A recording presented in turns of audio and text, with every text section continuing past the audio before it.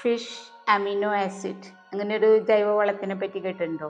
മത്തിയൊക്കെ സീസണിൽ നമുക്ക് വളരെ കുറച്ച് വിലയിൽ കിട്ടുമല്ലോ. ആ സമയത്തൊക്കെ മേടിച്ച് ഇപ്പോൾ 1.5 കിലോ 100 രൂപ അങ്ങനെയൊക്കെ ആയിട്ട് കിട്ടുന്ന സമയത്ത് മേടിച്ച് എത്ര മത്തി ഉണ്ടോ അത്രയും തന്നെ ശർക്കരയും മേടിക്കുക. എന്നിട്ട് കുറച്ച് മത്തി ഇടുക, കുറച്ച് ശർക്കര ഇടുക, പിന്നെ കുറച്ച് മത്തി ഇടുക. അങ്ങനെ ഇട്ടിട്ട് വെച്ച് ഒരു 3 മാസമൊക്കെ കഴിയുമ്പോഴേക്കും അത് ശരിക്കും എല്ലാം കൂടി അലിഞ്ഞ് നമുക്ക് ഉപയോഗിക്കാൻ പറ്റിയ വിധത്തിലാവും കേട്ടോ. അപ്പോൾ എനിക്കൊരു മിസ്റ്റേക്ക്, അത് ഇത്തിരി നുറുക്കിയിടേണ്ടതായിരുന്നു. ഞാൻ മുഴുവനോടെ മത്തി ഇട്ട കാരണം ഇത്തിരി ഇങ്ങനെ മുഴുവനോടെ നിൽക്കുന്നുണ്ട് കേട്ടോ. അത് കുറച്ച് ഇനി അടുത്ത തവണ ഇടുമ്പോൾ അത് മുറിച്ച് ഇട്ട് കഴിഞ്ഞാൽ ശരിയാവും. എൻ്റെ കയ്യിലിപ്പോൾ ഇതിന് മുൻപ് ഉണ്ടാക്കിയത് കുറച്ച് ബാക്കിയുള്ളത് കൊണ്ട് ഞാൻ അതാണ് കേട്ടോ യൂസ് ചെയ്യുന്നത്. ഞാൻ ഇതിപ്പോൾ നിങ്ങളെ കാണിക്കാൻ വേണ്ടിയിട്ട് വലിയ ബോട്ടിൽ എടുത്തതായിരുന്നു. പിന്നെ ഇത് ഉണ്ടാക്കുമ്പോൾ ഉണ്ടല്ലോ എപ്പോഴും എയർ ടൈറ്റ് കണ്ടെയ്നറിലാക്കി വെക്കണം കേട്ടോ. അല്ലെങ്കിൽ വല്ല ഈച്ചയും പുഴുവൊക്കെ വന്നിട്ട് അത് പുഴു വരാനുള്ള ചാൻസ് വളരെ കൂടുതലാണ്. അപ്പോൾ അത് നമ്മൾ സൂക്ഷിക്കണം കേട്ടോ. മധുരമുള്ള സാധനമാണല്ലോ. പിന്നെ ഇത് ഇലകളിൽ തളിക്കാനാണെങ്കിൽ ഉണ്ടല്ലോ 5 ml 1 ലിറ്റർ വെള്ളത്തിൽ ആ കണക്കിൽ എടുക്കണം കേട്ടോ. അപ്പോൾ എൻ്റെ കയ്യിൽ ഇപ്പോൾ ഇത്തിരി കുറച്ച് കൂടുതൽ ചെടികളുള്ളത് കൊണ്ട് ഞാൻ കുറച്ച് കൂടുതൽ എടുക്കുന്നുണ്ട്. എനിക്ക് 2-3 ലിറ്റർ വെള്ളത്തിൽ എടുക്കാനായിട്ടുള്ള കണക്കിൽ ഞാൻ എടുക്കുന്നുണ്ട് കേട്ടോ. അത് ഇലകളിൽ തേച്ച് ഇലയിൽ വല്ല കേട് പുഴു അതെല്ലാം പോവാനും പിന്നെ ചെടിയുടെ ഗ്രോത്തിനും എല്ലാത്തിനും പറ്റും കേട്ടോ. അപ്പോൾ ഇലകളിൽ തളിച്ച് കഴിഞ്ഞിട്ട് ബാക്കി ഉണ്ടെന്നുണ്ടെങ്കിൽ അത് കുറച്ച് ക്വാണ്ടിറ്റി വേരിലൊക്കെ അടിച്ച് പറഞ്ഞ് ഒരു 8 ml വരെ ഒഴിക്കാം കേട്ടോ. 8 ml ഒഴിച്ച് 8 ml ഇട്ടിട്ട് 1 ലിറ്റർ വെള്ളം കണക്കിൽ ചെടികളുടെ കടയ്ക്കും അത് നന്നായിട്ട് ഒഴിച്ചു കൊടുക്കാൻ പറ്റും കേട്ടോ. കുഴപ്പമില്ല. അപ്പം ഞാനത് മൊത്തം എടുത്തിട്ടുണ്ട് കേട്ടോ. ഇനി അത് എല്ലാം ചെടികൾക്ക് ഇലയ്ക്ക് ആദ്യം സ്പ്രേ ചെയ്ത് കൊടുത്തിട്ട് വേണം മണ്ണിൻ്റെ അടിയിൽ ഒഴിച്ചു കൊടുക്കാനായിട്ട് കേട്ടോ.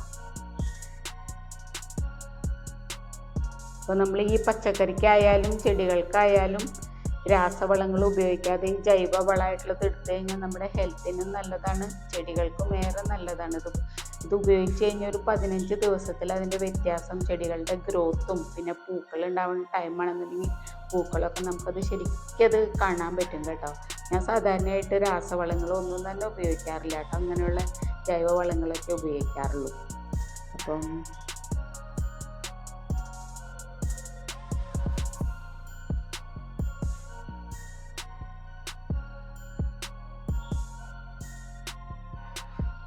ഇപ്പോൾ ഒരു 1.5 കിലോൻ്റെ ഒക്കെ എടുത്ത് വെച്ച് കഴിഞ്ഞാലുണ്ടല്ലോ നമുക്ക് എനിക്ക് തോന്നണേ കുറേ നാൾ ഉപയോഗിക്കാൻ പറ്റും കേട്ടോ. ഒത്തിരി ഉപയോഗിക്കാൻ പറ്റും. അത് പൈസയും ലാഭമാണ്. നമ്മൾ വെളിയിൽ നിന്ന് ഈ രാസവളങ്ങളാകുമ്പോൾ ഭയങ്കര കോസ്റ്റ്ലി അല്ലേ. ഇതാകുമ്പോൾ കുറേ നാൾ നമുക്ക് 1 വർഷമൊക്കെ നമുക്ക് ഉപയോഗിക്കാൻ പറ്റും. ഒരു 2 കിലോ മത്തിയിലൊക്കെ ഉണ്ടാക്കി കഴിഞ്ഞാൽ ഇത്ര വ്യത്യാസമുണ്ട്. പിന്നെ ഇത്തിരി കൂടിക്കഴിഞ്ഞാലും ഇങ്ങനെ കത്തിപ്പോവും കരിഞ്ഞു പോവും അങ്ങനെയൊന്നും പേടിക്കാനില്ല. രാസവളങ്ങളാകുമ്പോൾ ഭയങ്കര ഡേഞ്ചറല്ലേ. ഇത്തിരി കൂടിക്കഴിഞ്ഞാൽ എനിക്കങ്ങനെ ഒരുപാട് പറ്റിയിട്ടുണ്ട് കേട്ടോ. ഞാൻ ഈ 19 NPK അല്ലെങ്കിൽ 20 ഒക്കെ മേടിച്ചിട്ട് അങ്ങനെ ഒരുപാട് പോയിട്ടൊക്കെ ഉണ്ട്. ഇപ്പോൾ അതൊന്നും ഞാൻ ഉപയോഗിക്കാറില്ല കേട്ടോ. പിന്നെ ഇത് ഉണ്ടാക്കാൻ തുടങ്ങിയപ്പോഴത്തേന് ഞാൻ ഇത് മാത്രമേ ഉപയോഗിക്കലുള്ളൂ. നമുക്ക് ഈ മത്തി ഫ്രഷ് അല്ലാന്നുണ്ടെങ്കിൽ ഇപ്പോൾ ഒരു 5 കിലോ മത്തിയൊക്കെ വല്ല വിശേഷങ്ങൾക്കൊക്കെ മേടിച്ചാൽ അതിൻ്റെ വേസ്റ്റ് കൊണ്ടും നമുക്ക് ചെയ്യാൻ പറ്റും കേട്ടോ. അപ്പോൾ അതും കുഴപ്പമില്ല. അപ്പോൾ ആ വേസ്റ്റും കളയേണ്ടി വരില്ല. നമുക്ക് പൈസയും ലാഭമാണല്ലോ. അപ്പോൾ അതും നോക്കിക്കഴിഞ്ഞാൽ അങ്ങനെ നമുക്ക് പൈസ ലാഭിക്കാൻ പറ്റും. ഇപ്പോൾ പച്ചക്കറിയൊക്കെ ഒരുപാടുള്ളവർക്ക്, ഇപ്പോൾ എനിക്ക് മഴക്കാലമായി കഴിഞ്ഞപ്പോൾ എൻ്റെ കയ്യിൽ പച്ചക്കറിയൊന്നുമില്ല. അതല്ലെങ്കിൽ വെണ്ട, വഴുതന, പച്ചമുളക് അങ്ങനെയൊക്കെ നിറയെ ഉണ്ടാവാറുണ്ട്. അതിനൊക്കെ ഞാൻ ഇത് തന്നെയാണ് ഉപയോഗിക്കല് കേട്ടോ. ഇപ്പോൾ മഴക്കാലം വന്നു കഴിഞ്ഞപ്പോൾ അതെല്ലാം പോയിട്ടുള്ളത്. ഇനിയിപ്പോൾ വിൻ്റർ സീസണാണുള്ളത് കഴിഞ്ഞാൽ വരാം. അപ്പോൾ എല്ലാവരും നമുക്ക് ഉപയോഗിക്കാൻ പറ്റും.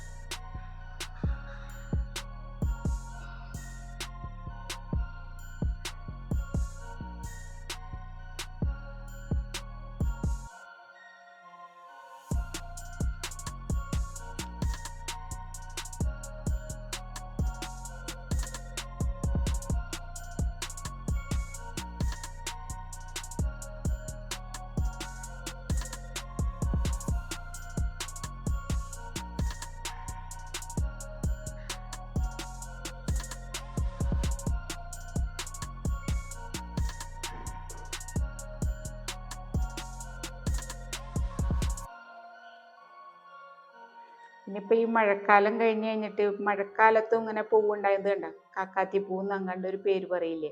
ഇത് മഴയിലും വെയിലത്തും ഒക്കെ ഉണ്ടായി നിൽക്കണ പൂവാണ് കേട്ടോ. അപ്പോൾ അതേമാതിരി തന്നെ ഈ ഒരു പൂവുണ്ടല്ലോ, ഇതിൻ്റെ പേര് എനിക്കറിയില്ല കേട്ടോ.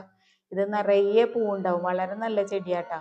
എപ്പോഴും പൂവ് തരുന്ന ഒരു ചെടിയാണിത്. മഴയോ വെയിലോ ഒന്നും പ്രശ്നമല്ല, വെള്ളമോ ഒന്നും വേണ്ട, അങ്ങനത്തെ ഒരു ചെടിയാണ് കേട്ടോ ഈ ചെടി. അതാണ് ഇപ്പം നിറയെ ഉള്ളത്. വേറെ ചെടികളൊന്നും ഇപ്പോൾ മഴക്കാലം ആയതുകൊണ്ട് ഇപ്പോൾ പൂക്കളൊന്നും ഉണ്ടാവില്ലല്ലോ. പിന്നെ ഈ ചെടി അറിയില്ലേ, ബ്ലീഡിങ് ഹാർട്ട് എന്നാണ് ഇതിൻ്റെ പേര്. ഇത് നിറയെ പൂ തരുന്ന ഒരു ചെടിയാണ് കേട്ടോ.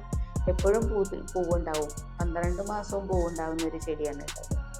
അതേമാതിരി പിന്നെ ഇതാ മൊസാണ്ട ഉണ്ട്. മൊസാണ്ട അങ്ങ് ഹൈറ്റ് വെച്ച് പോയേക്കാണ്. ഒരു ചുമപ്പും ഒരു വെള്ളയും വെച്ചിരുന്നു. ചുമപ്പ് പോയി കേട്ടോ, കണ്ട മൊസാണ്ട. വീഡിയോ കാണുന്നവരൊക്കെ ഇഷ്ടമായി കഴിഞ്ഞാൽ ഒരു ലൈക്കും കമൻറ്റും ഒക്കെ തരണം കേട്ടോ. ഇത്രയൊക്കെ ഉള്ളൂ കേട്ടോ. പിന്നെ ഈ ചെടി അറിയില്ലേ, ലോറ പെറ്റാലം എന്നാണ് ഇതിൻ്റെ പേര്. ഇതിൻ്റെ പൂവ് പോലെ തന്നെ ഇതിൻ്റെ ഇലയും നല്ല ഭംഗിയാണ് കേട്ടോ. ചുമന്ന കുഞ്ഞില. അതും എപ്പോഴും ഇങ്ങനെ ഇലയും പൂവില്ലെങ്കിൽ പോലും ആ ചെടി നല്ലൊരു ഭംഗിയുള്ള ചെടിയാണ് കേട്ടോ. അത് നല്ല ഷേപ്പ് ചെയ്ത് വെട്ടിയൊക്കെ വെച്ച് കഴിഞ്ഞിട്ടുണ്ടെങ്കിൽ നല്ല ഭംഗിയുള്ളൊരു ചെടിയാണ്. അതിൻ്റെ ഇലയ്ക്കും പൂവിനെ പോലെ തന്നെ ഭംഗിയുണ്ട്. അങ്ങനെ അത് മഴക്കാലത്തും കിട്ടും, വെയിലത്തും അതേപോലെ നിൽക്കും. അങ്ങനത്തെ ഒരു ചെടി. നമ്മുടെ വീട് വലുതാവട്ടെ ചെറുതാവട്ടെ അതൊരു പ്രശ്നമേ അല്ല. ഒരു ചെടി വയ്ക്കുക എന്ന് പറഞ്ഞു കഴിഞ്ഞാൽ നമുക്ക് എത്രമാത്രം മാനസിക സന്തോഷം കിട്ടുമെന്നറിയാമോ? നമുക്ക് സ്ട്രെസ് അല്ലെങ്കിൽ ആങ്സൈറ്റി, ഡിപ്രഷൻ അങ്ങനെ എന്തുണ്ടെന്നുണ്ടെങ്കിലും ഡോക്ടേഴ്സ് വരെ സജസ്റ്റ് ചെയ്യുന്നത് ചെടികളെ പരിപാലിക്കാനാണ് പറയുന്നത്. അതുകൊണ്ട് നമുക്ക് ഒരുപാട് മാനസിക സന്തോഷം കിട്ടും. പിന്നെ വിറ്റാമിൻ ഡി അറിഞ്ഞൂടെ, നമ്മൾക്ക് എത്രമാത്രം വേണ്ട ഒരു സാധനമാണ് അത്. വെയിലത്ത് നിൽക്കുമ്പോൾ അത് തന്നെ നമുക്കുണ്ടാവും. പിന്നെ നമ്മൾ പ്രകൃതിയായിട്ട് ഇണങ്ങി ചേരുമ്പോൾ കിട്ടുന്ന ഒരു മാനസിക സന്തോഷം ഉണ്ടല്ലോ, അത് നമുക്കൊരു മരുന്നിനും നമുക്ക് തരാൻ പറ്റില്ല. അങ്ങനെയാണ്. അപ്പോൾ നിങ്ങളെല്ലാവരും നിങ്ങളുടെ വീട് എങ്ങനെയാവട്ടെ, ഒരു ചട്ടിയിലായാൽ പോലും സ്ഥലമില്ലാത്തവരായാലും ഒരു ചെടി വെച്ചിട്ട് അതിനെ പരിപാലിക്കണം. അതേമാതിരി നമ്മുടെ എല്ലാവരുടെയും വീട് പൂക്കളെ കൊണ്ട് കളർഫുള്ളാവട്ടെ. അപ്പോൾ വീഡിയോ ഇഷ്ടമായി കഴിഞ്ഞാൽ എല്ലാവരും ഒന്ന് സപ്പോർട്ട് ചെയ്യണം, ലൈക്ക് ചെയ്യണം. Thank you so much.